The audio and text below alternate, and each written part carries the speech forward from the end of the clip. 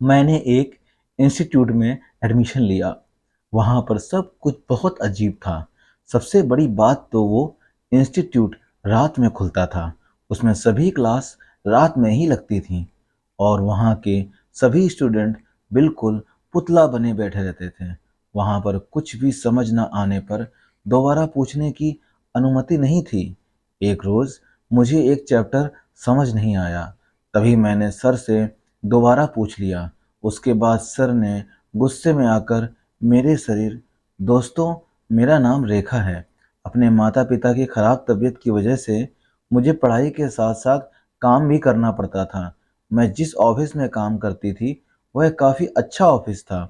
वह मुझे अच्छे खासे पैसे भी देता था, लेकिन वहाँ पर मुझे ज़्यादा समय बिताना पड़ता था क्योंकि ही इतना ज़्यादा होता था और ज़्यादा काम होने की वजह से मुझे ऑफिस में ज़्यादा समय रहना पड़ता था, जिस वजह से मुझे पढ़ाई लिखाई करने में बिल्कुल भी समय नहीं मिल पा रहा था। इसी तरह मेरी पढ़ाई लिखाई धीरे धीरे छूटते ही जा रही थी। मेरे माँ पापा ने तो कहा था कि तुम उस काम को छोड़ दो, जैसे तैसे हमारा जीवन यापन हो जाएगा, तू फिक्र मत कर, तू अपनी पढ़ाई पर फोकस कर। मुझे तो बचपन से ही पढ़ने का शौक था और मैं काफ़ी अव्वल भी थी और मुझे बहुत जल्दी नौकरी मिलने वाली थी। मैं डॉक्टरी की पढ़ाई करती थी और मुझे एक डॉक्टर बनना था। यह मेरे अंदर का एक जुनून था, लेकिन ऑफिस की थकावट की वजह से और पूरा दिन ऑफिस में काम करने की वजह से मुझे समय नहीं मिल पाता था कि मैं कब पढ़ाई करूं। लेकिन मैंने अपने माँ पापा को मना कर दिया। मैंने कहा कि आप दोनों की सेहत से ज़्यादा मुझे पढ़ाई प्यारी नहीं है। आप दोनों की तबीयत खराब है, घर में खाने का भी इंतजाम करना पड़ता है।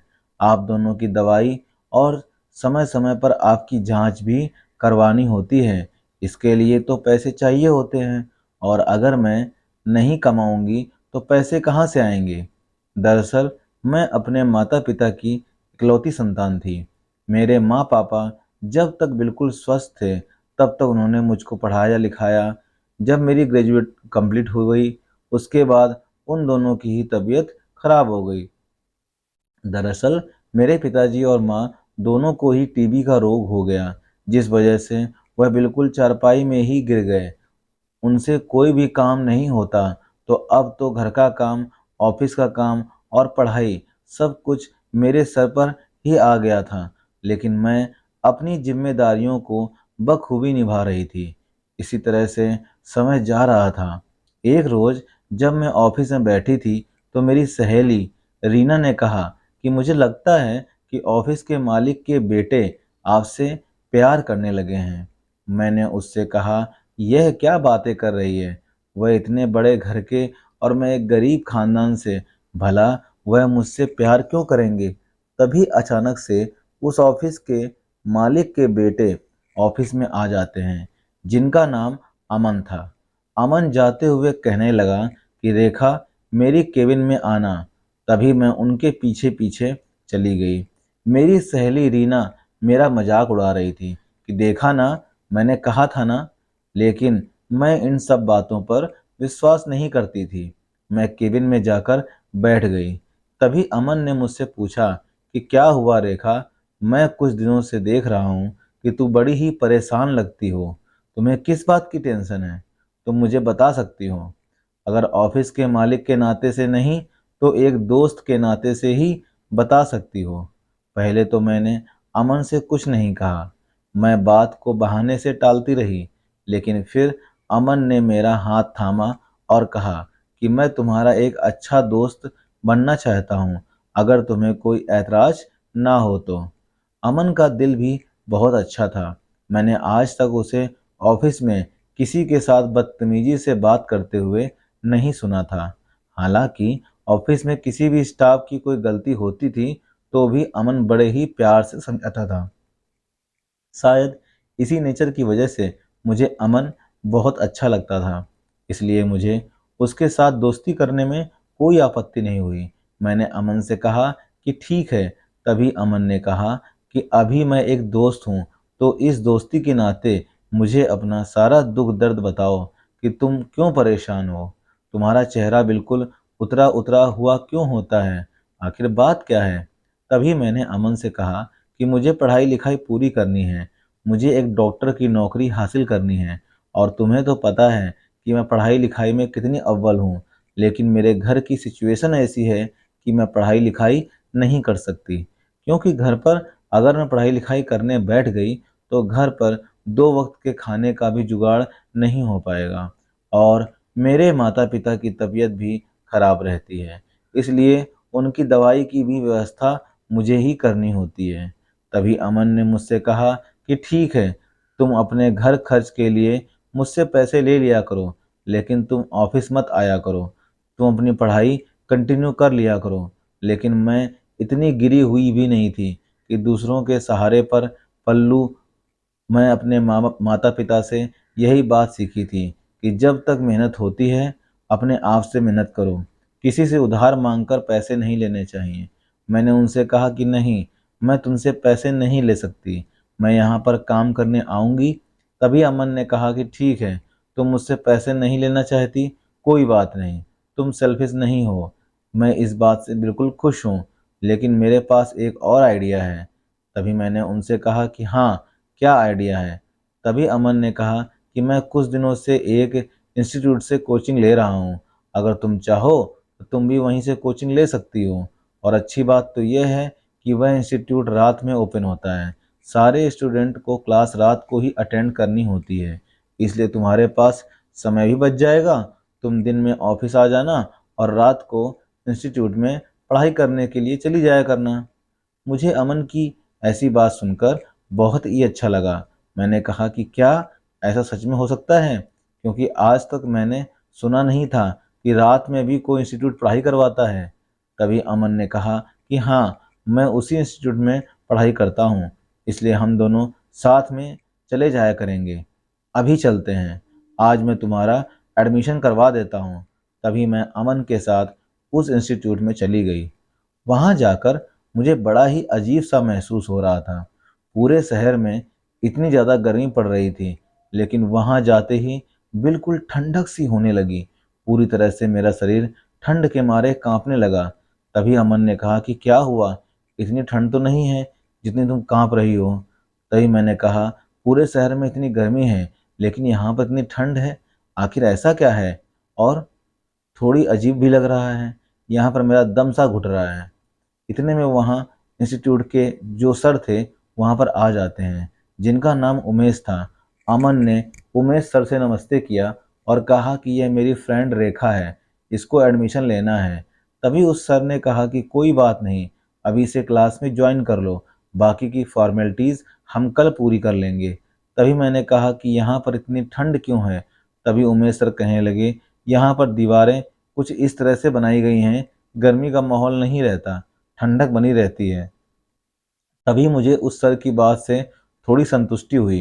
इसी तरह मैं क्लास में चली गई। क्लास में जाकर मैं बैठी थी कि अमन ने कहा कि मैं अपनी तो किताबें घर पर ही भूल आया, मैं तो जल्दबाजी में तुम्हारे साथ आ गया, तुम इधर उधर पता करो ना कि कोई किताब हो सकती है। तभी मैंने पास वाली लड़की से पूछा कि आपके पास 2 किताबें हैं, क्या यह किताब मुझे आप दे सकती हैं? तभी उस लड़की ने बड़े ही गुस्से भरी निगाहों से मेरी तरफ देखा और कहा कि मैं अपनी किताबें किसी को नहीं देती। वह सब स्टूडेंट बड़े ही अजीब से लग रहे थे, सीधे बैठे थे, ना ही किसी के साथ कोई बात कर रहा था, बस चुपचाप बैठे थे। इतने में क्लास में सर आ गए, इसलिए हम सब बैठ गए। उस सर ने कहा, इस क्लास के अंदर सिर्फ एक ही बार समझाया जाता है, अगर कोई दोबारा क्लास में क्वेश्चन करता है तो उसको सिर्फ मौत की सज़ा मिलती है। यह सुनकर तो मुझे बड़ा ही अजीब लगा कि इंस्टीट्यूट है या टीचर टीचर का काम होता है बच्चों को समझाना। अगर किसी बच्चे को समझ में नहीं आता है तो उसकी हेल्प करते हैं, लेकिन यहाँ पर तो दोबारा पूछने पर मौत मिलती है। मैंने अमन से कहा कि यह सब क्या है? तभी अमन ने कहा कि तुम घबराओ मत, इस सर का नेचर ही ऐसा है, ये ऐसे ही करते रहते हैं, तुम फिक्र मत करो, तुम अपनी पढ़ाई में ध्यान दो। फिर जैसे ही पढ़ाई करने लगी, इसी तरह लाइट चली गई। लाइट जाने पर अमन के पास भी किसी का फ़ोन आ गया और वो वहाँ से बाहर चला गया बात करने के लिए। मुझे बहुत ही अजीब लग रहा था। उस सर का भी चेहरा अजीब सा था। वहाँ सारे स्टूडेंट बस चुपचाप बैठे थे, कोई किसी से बात नहीं कर रहा था। तो मेरा वहाँ दम घुटने लगा। मैं भी अमन के पीछे बाहर चली गई। मैंने बाहर जाकर देखा तो वहां पर एक आदमी खड़ा था, जिसका चेहरा पूरी तरह से सफ़ेद और आंखें लाल थीं। आंखों से खून निकल रहा था। मैं देखकर डर गई और चिल्लाने लगी। तभी अमन वहां पर आ जाते हैं। मैंने अमन से कहा कि वहां पर मैंने एक इंसान को देखा है, मुझे बड़ा अजीब लग रहा था, उसकी आंखों से खून निकल रहा था। तभी अमन ने कहा कि क्या फनी फनी बातें कर रही हो। इतने में सर वहां पर आ जाते हैं और कहते हैं कि तुम्हारी सहेली लगता है तबीयत खराब है, इसलिए रेखा को घर पर ले जाओ। मैंने अमन से बहुत बात करने की कोशिश की, उससे बहुत समझाने की कोशिश की थी, लेकिन अमन ने मेरी बात का विश्वास नहीं किया और अपने घर पर मुझे ले गया। वहां जाकर मैंने अमन की माँ से भी कहा था, लेकिन उन्होंने भी मेरी बात का विश्वास नहीं किया। तभी अमन मेरे लिए किचन से पानी लाने चला गया। तभी मेरी निगाहें उस घर में लगी एक तस्वीर पर पड़ी, जो तस्वीर उसी इंसान की थी जिसे मैंने इंस्टीट्यूट में बड़ी बड़ी आंखों के साथ आंखों में खून निकलते हुए देखा था। मैं उस तस्वीर के पास चली गई। इतने में अमन वहां पर आ गया। मैंने अमन से कहा कि यह कौन है। अमन ने कहा कि यह तो मेरे पापा हैं, जो किसी काम से हिल स्टेशन गए हैं। तभी मैंने कहा कि नहीं, मैंने इनको वहीं पर देखा था। इनकी बड़ी बड़ी आंखें थीं, आंखों से खून भी निकल रहा था, बिल्कुल यही इंसान थे। तभी अमन ने कहा कि तुम पागल हो गई हो क्या, ऐसी बहकी बहकी बातें कर रही हो, यह सब तुम्हारा वहम है। तुम छोड़ो, तुम्हारी शायद तबीयत खराब है, इसलिए जल्दी से खाना खा लो और तुम आराम कर लो। बाहर बारिश हो रही है, वरना मैं तुम्हारे घर पर छोड़ आता। मैं आंटी से बात कर लूँगा, तुम यहीं पर रुक जाओ। इसी तरह दूसरे दिन भी हम लोग इंस्टीट्यूट में चले गए। वहाँ पर जाकर उस सर ने कहा कि आज रात आप सभी को यहीं पर रुकना होगा, क्योंकि कल एक टेस्ट होने वाला है और आज रात अगर तुम यहीं रुक लेते हो तो इस टेस्ट में पास हो जाओगे। तभी मुझे बड़ा अजीब लगा कि यहाँ पर रुकने के कौन कौन से मार्क्स देता है, ना कोई परीक्षा, ना कुछ। और ये सर बोल रहे हैं कि यहाँ पर जो एक रात रुक जाएगा उसको पास कर दिया जाएगा। अमन तो जल्दी जल्दी खुश हो गया, शायद वह पास होने के लालच में आ गया होगा।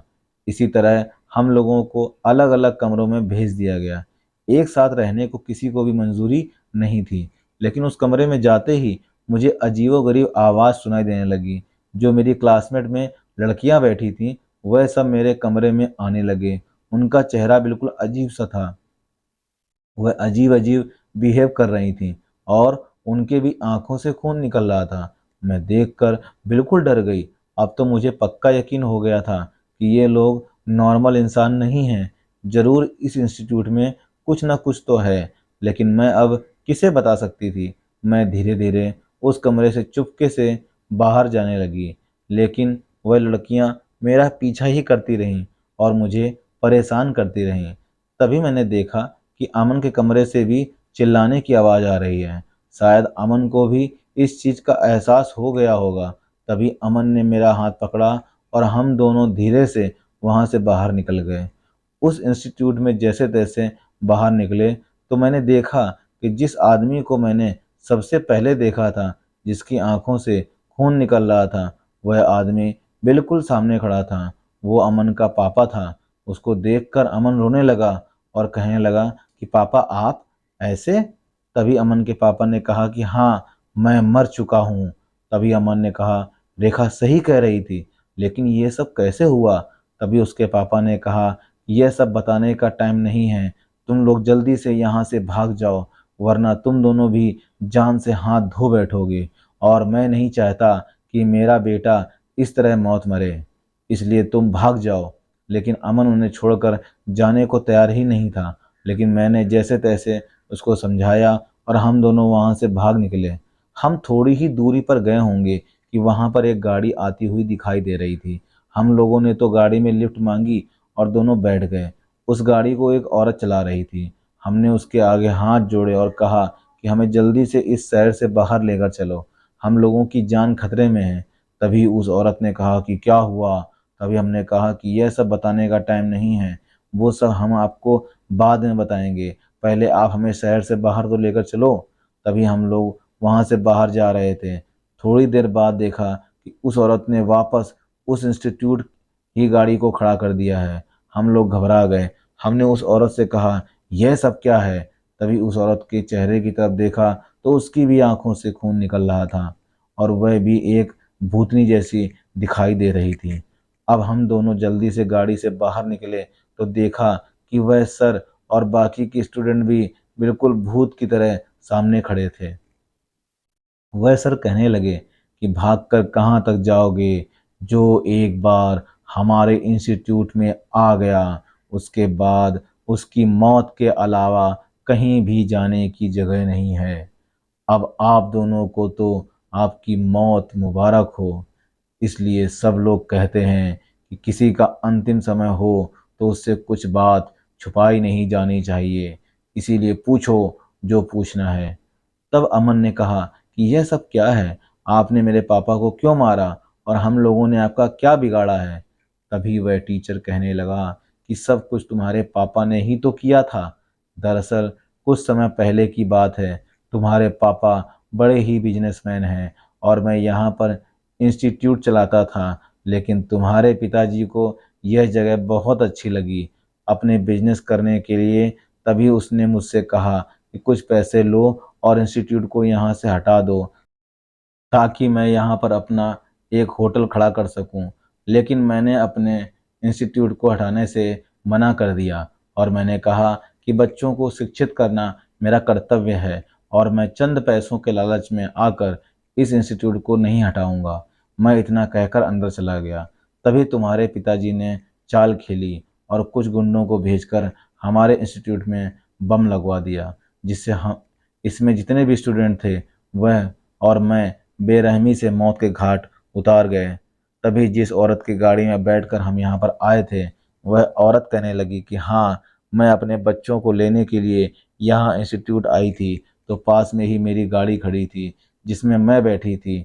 बम के कारण कुछ आग मेरी तरफ भी आ गई और मैं भी जलकर राख हो गई। तभी अमन ने कहा कि नहीं, मेरे पिताजी ऐसा नहीं कर सकते। तभी उस टीचर ने कहा कि वह तो तुम उनसे मिलने के बाद सब कुछ जान लेना। तभी उस भूत और उन लोगों ने हमको जादुई से बांध दिया और ऊपर उठाकर धरती पर पटक मारा, जिससे हम दोनों की ही मौत हो गई। इस तरह हम लोगों ने भी जिंदगी से हाथ धो दिया। चंद पैसों के लालच में आकर अमन के पिताजी ने उन लोगों के साथ नाइंसाफ़ी की थी, लेकिन भगवान ने भी उनके साथ नाइंसाफ़ी कर दी और उनके साथ साथ हम बेगुनाह भी मारे गए। दोस्तों, ये कहानी कैसी लगी कमेंट बॉक्स में कमेंट करके ज़रूर बताइएगा और साथ में चैनल को सब्सक्राइब करना बिल्कुल नहीं भूलिएगा। मिलते हैं दोस्तों इसी तरह की सच्ची और अच्छी घटनाओं के साथ। तब तक के लिए दोस्तों, जय हिंद, जय भारत। खुश रहिए दोस्तों, आबाद रहिए।